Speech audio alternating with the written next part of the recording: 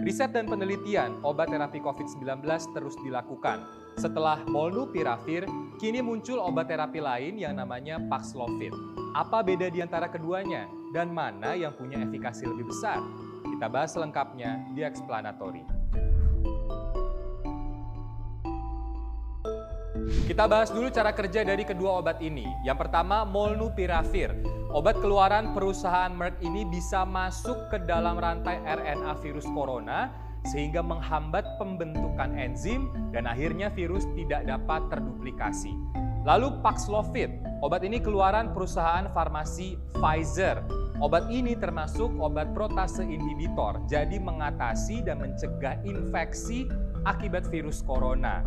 Sehingga enzim dalam virus tidak dapat terbentuk dan virus tidak bisa berkembang biak. Kedua obat ini diklaim efektif pada COVID-19. Kita bahas satu persatu dari sisi uji klinisnya. Yang pertama, Molnupiravir. Obat ini diuji mulai Oktober 2020 pada pasien COVID-19 yang tidak dirawat di rumah sakit, gejalanya ringan dan berusia 18 tahun ke atas. Hasilnya, Molnupiravir diklaim aman dan efektif mengurangi resiko masuk rumah sakit maupun kematian pada pasien COVID-19 gejala ringan sampai sedang. Berikutnya, Paxlovid diuji pada 1.200 orang lebih pasien COVID-19 yang telah 3 hari dirawat setelah gejala COVID-19 muncul. Hasilnya, Paxlovid diklaim aman dan efektif mengurangi resiko masuk rumah sakit hingga kematian dari para pasien COVID-19 sampai dengan 89%. Artinya, obat ini dinilai lebih efektif dibandingkan Molnupiravir yang hanya ada di angka sekitar 50%.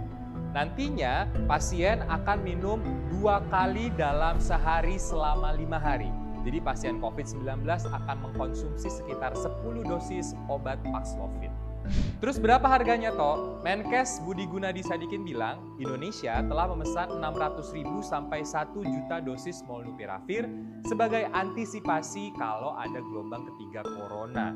Harganya ada di kisaran 500.000 sampai 713.000 rupiah dengan asumsi 1 dolarnya 14.271. Jadi masih akan ada di bawah 1 juta rupiah. Sedangkan untuk harga Paxlovid, ini CEO Pfizer bilang harganya bisa sekitar 10 juta rupiah untuk 5 hari terapi. Itu harga untuk negara maju.